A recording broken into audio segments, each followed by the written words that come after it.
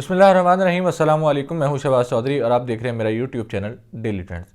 Nadreen, इस वक्त जो इस्लामाबाद से खबरें आ रही हैं वो शायद हुकूमत के लिए बड़ी ख़तरनाक हो सकती हैं या हुकूमत के लिए बड़ी दर्दनाक खबरें हैं। इमरान खान लॉन्ग मार्च की तारीख का ऐलान करने वाले हैं। हुकूमत के इत्तेहादी जो हैं उनमें इलेक्शन का नारा लग रहा है। हुकूमत के जो इत्तेहादी हैं वो इलेक्शंस की आवाज़ देने के लिए वो चाह रहे हैं कि इलेक्शंस जल्दी से जल्दी हो जाएं। इस जो गैर सियासी इस्तेहकाम है, जो सियासी तौर पे मुल्क जो है वो गैर मुस्तहकम हुआ वो शायद सियासी इस्तेहकाम की तरफ चला जाए इलेक्शंस के बाद। अब मसला ये है, कल इमरान खान साहब ने प्रेस कॉन्फ्रेंस की और उस प्रेस कॉन्फ्रेंस में उन्होंने अहम ऐलानात भी किए। एक सबसे अहम जो खबर बनी, जो सबसे अहम ऐलानात थे, उनमें से एक अहम ऐलान ये था कि इमरान खान ने जुमेरात या जुमे को लॉन्ग मार्च की तारीख देने का ऐलान किया। उन्होंने कहा जी, मैं उससे पहले भी ये बात करते रहे कि मैं इस अक्टूबर के महीने के अंदर अंदर लॉन्ग मार्च ज़रूर करूँगा। अब वो लॉन्ग मार्च क्यों डिले हो रहा था, तमाम जितने भी सहाफ़ी हजरात हैं, जितने भी सियासी तौर पे जो जानने वाले हैं, सियासी हालात के ऊपर नज़र रखने वाले लोग हैं, आज के अगर आप अखबारात भी देखें तो तमाम अखबारात में आपको बैकडोर मुज़ाकरात की बात ज़रूर दिखाई देगी। कहीं ना कहीं चाहे मुज़ाकरात वो हो रहे थे या नहीं हो रहे थे, उन मुज़ाकरात के होने की तस्दीक जो है वो सदर आरिफ अलवी साहब भी कर चुके हैं। पार्लियामेंट हाउस के फ्लोर के ऊपर खड़े होकर उन्होंने ये बात की थी कि मैंने मुज़ाकरात की कोशिश की, तमाम सियासी जमातों को एक मेज़ पे लाके बिठाने की कोशिश की कि हालात बेहतरी की तरफ जाएं और मुल्क सियासी इस्तेहकाम की तरफ जाए, लेकिन वो चीज़ें कुछ वैसे नहीं हो सकी। कल यही सवाल जब इमरान खान साहब से किया गया कि बैकडोर मुज़ाकरात की बातें हो रही हैं, बैकडोर मुज़ाकरात चल रहे हैं और यही वजह है कि आपका लॉन्ग मार्च डिले हो रहा है, क्या लगता है कि बैकडोर मुज़ाकरात का क्या नतीजा निकलेगा? बैकडोर मुज़ाकरात कितने कामयाब होंगे? किस हद तक बैकडोर मुज़ाकरात का नतीजा निकलेगा और शायद आपका लॉन्ग मार्च ना हो? उनका जवाब, उन्होंने बड़ा कैटेगोरिकली सीधा जवाब दिया कि बैकडोर मुज़ाकरात की कामयाबी के कोई इम्कानात नज़र नहीं आ रहे। अलबत्ता एक बात है कि उन्होंने भी बैकडोर मुज़ाकरात की तस्दीक ज़रूर की कि बैकडोर मुज़ाकरात हो रहे हैं, लेकिन उन्होंने साथ ही ये बात की कि बैकडोर मुज़ाकरात की जो कामयाबी है उसके असरात कम हैं, लिहाजा हमें लॉन्ग मार्च करना पड़ेगा और कौम जो है वो लॉन्ग मार्च की तैयारी करे। और इसी वजह से उन्होंने अपने जितने कारकुनान हैं, जितने अहम रहनुमा हैं, ज़िली सतह के डिवीज़न लेवल के जितने रहनुमा हैं, उनको ये तैयारी की हिदायत कर दी है कि आप लॉन्ग मार्च की तैयारी करें। और एक बात उन्होंने की कि शायद इमरान खान का जो लॉन्ग मार्च है उसका रुख इस्लामाबाद की तरफ नहीं होगा। अब ये सवाल अहम है कि उसका इमरान खान की जो लॉन्ग मार्च है वो उसका रुख किधर होगा, वो कहाँ से लॉन्ग मार्च शुरू होगा? लाहौर से शुरू होगा, पेशावर से होगा, या इस्लामाबाद से खुद इमरान खान साहब निकलेंगे, या इमरान खान साहब लाहौर आएंगे, लाहौर से लॉन्ग मार्च लेके जाएंगे? एक बात उन्होंने की जी, इस लॉन्ग मार्च के ऊपर किसी किस्म का कोई तशद्दुद नहीं होगा, फैमिलीज़ आएंगी, बच्चे आएंगे, हमने इंटरटेनमेंट का भी प्रोग्राम रखा हुआ है, लोग इंजॉय करेंगे और अच्छे तरीके से हम मुनज़्ज़म तरीके से इस लॉन्ग मार्च को लेके चलेंगे। लेकिन एक चीज़ है कि इमरान खान आखिर लॉन्ग मार्च को इतना डिले क्यों कर रहे हैं? अभी भी एक हफ्ता जो है वो लॉन्ग मार्च को डिले किया गया, जुमेरात या जुमे को लॉन्ग मार्च की तारीख देने का ऐलान किया गया। आखिर ये हफ्ता देने का ऐलान क्यों किया गया? मामलात बीच में कुछ यूँ है कि अभी भी बैकडोर मुज़ाकरात तो चल रहे हैं। इलेक्शंस करवाने के ऊपर आमादगी भी जाहिर कर दी गई है बहुत सारी पार्टियों की जानिब से, लेकिन बीच में एक रुकावट अभी भी है।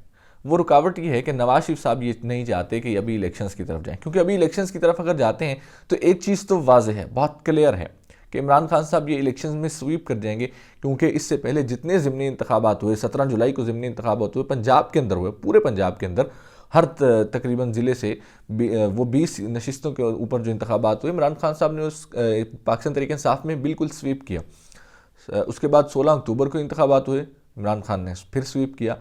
तो एक चीज़ तो वाज़ेह है कि अगर आज इंतखाबात होते हैं, पाकिस्तान मुस्लिम लीग नून जो है वो बिल्कुल किसी तरह से भी इन इंतखाबात में उठ नहीं पाएगी। अगर ये इंतखाबात हाथ से जाते हैं तो इसका मतलब ये है कि उनकी सियासत क्वेश्चन मार्क लगता है, उनकी सियासत ख़त्म होने की तरफ जाते हैं। डॉक्टर मोहित पीरज़ादा साहब बड़े सीनियर सहाफ़ी, उन्होंने कल एक ट्वीट किया और उन्होंने अपना वीलॉग भी इसी बात के ऊपर किया था कि हालात इस वक्त ये हैं कि इमरान खान ने जो अल्टीमेटम दिया है 7 दिन का, और 7 दिन का मौका दिया है, इस्टेब्लिशमेंट के जो बैकडोर मुज़ाकरात चल रहे हैं उनमें ये बात हुई है कि नवाज शरीफ साहब को मनाने का ये आखिरी मौका है।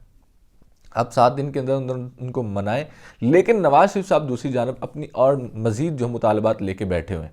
पहले उन्होंने अपनी और मरियम की नहली की बात की, अब वो नहली ख़त्म हुई, मरियम लंदन चली गई, अब वो ये चाह रहे हैं कि हमें पंजाब के अंदर ग्राउंड सेट करके दिया जाए।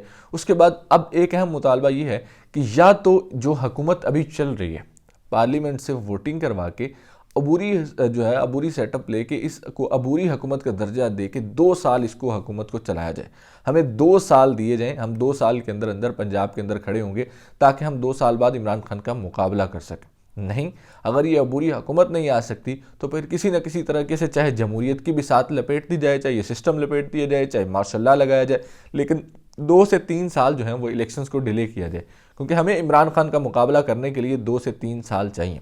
दूसरी जानब इमरान जो नवाज शरीफ साहब हैं उनकी और अदलिया की डील की खबरें भी आ रही हैं। दूसरी जानब ये खबरें भी आ रही हैं, बहुत सारे जो सीनियर वकील हैं उनकी जानब से ट्वीट्स किए गए हैं और बाकायदा ये बातें इस वक्त गर्दिश कर रही हैं, बहुत सारे सहाफ़ियों ने भी ये बातें की हैं कि नवाज शरीफ और अदलिया की इस वक्त डील चल रही है। डील ये है कि नवाज शरीफ साहब जो हैं वो हुकूमत इस वक्त अटॉर्नी जनरल और वजारत कानून जो है वो अपनी मर्ज़ी के जो जजेस लगाने के लिए, जो इस वक्त सुप्रीम कोर्ट के अंदर भी जजेस के जो ग्रुप्स हैं उनकी लड़ाई चल रही है, सुप्रीम कोर्ट के अंदर जजेस की नशिस्तें खाली हैं, तो वो जजेस लगाने के लिए वजारत कानून और अटॉर्नी जनरल जो है वो एक ग्रुप को उनके लिए उनके हक़ में वोटिंग देगा और उसके बदले में नवाज शरीफ की नाअहली ख़त्म होगी।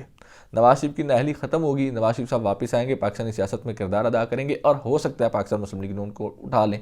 लेकिन अब ये सारी खबरें तो आ रही हैं, नवाज शरीफ साहब ये चाहते हैं कि किसी न किसी तरीके से इमरान खान को इलेक्शन से रोक कर 2 से 3 साल इमरान खान को इलेक्शन से रोका जाए और उनको रोकने के बाद फिर जो है हम आके पंजाब के अंदर सियासत करें और 2 के 3 साल के अंदर अंदर हम इमरान खान के मुकाबले आके खड़े हो जाएंगे। हम इमरान खान के मुकाबले आके खड़े हों तो फिर ये लेवल प्लेइंग फील्ड होगा, फिर हमें इमरान खान के मुकाबले में इलेक्शन में उतारा जाए, फिर हम देखेंगे कि इमरान खान इलेक्शन जीतता है या नहीं जीतता, या हम जीतते हैं या इमरान खान जीतता है, ये तब की सूरत हाल होगी।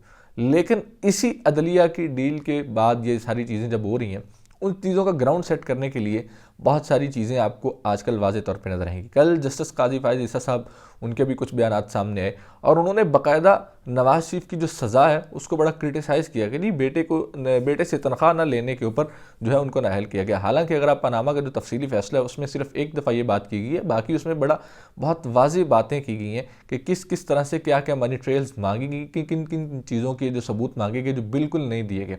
और जो डिफेंस था उन्होंने कहा जी हमें इस चीज़ का अंदाज़ा नहीं है, हमें नहीं पता हम कहाँ से ये सबूत दें। तो वो ये चीज़ें पनामा के फैसले में तफसीली, लेकिन कल जस्टिस काजी फायज़ ईसा साहब ने इस फैसले के ऊपर तनकीद की और उन्होंने और भी बहुत सारी बातें की। उन्होंने कहा जी आप फ़र्दों का नाम लेकर तनकीद करें, इदारों के ऊपर तनकीद ना करें। फिर उन्होंने मुशर्रफ का नाम लेके, अयूब खान का नाम लेके और कुछ और बहुत सारे लोगों का नाम लेके कहा कि अगर मेरा बस चले तो मैं इनको हमेशा के लिए ब्लैक लिस्ट में डाल दूँ। तो नवाज शरीफ साहब की कल भी तारीफ़ें जारी रहीं, लेकिन ये सारी चीज़ें वही हैं कि ये जजेस अपने जजेस लगवाने के लिए शायद वो डील की जो खबरें आ रही हैं ये सारी कड़ियाँ उसी से मिलती जुलती नज़र आ रही हैं। लेकिन सवाल यह है कि क्या नवाज शरीफ साहब के वापस आने के बाद भी पाकिस्तान मुस्लिम लीग नून उठ पाएगी? क्या पाकिस्तान मुस्लिम लीग नून इस कदर मजबूत हो जाएगी कि इमरान खान के मुकाबले आके इलेक्शन लड़ लें? जो जिस तरीके से ये डैमेज हो चुके हैं, जो छाप इस वक्त पाकिस्तानी कौम की जहनीत के ऊपर लग चुकी है कि इनके शक्लों के ऊपर जो भी पाकिस्तान मुस्लिम लीग नून का कोई चेहरा सामने आता है तो पाकिस्तानी कौम के अंदर से जो छाप उठती है वो यही होती है कि ये चोर हैं, और ये चोर बाकायदा तौर पे ये लग चुकी है छाप। क्या ये इमेज ठीक हो पाएगा? शायद इस इमेज को ठीक करने के लिए 2 साल नहीं 20 से 25 साल भी कम हो। इसी के साथ मुझे दीजिए इजाज़त और देखते रहिए डेली ट्रेंड्स।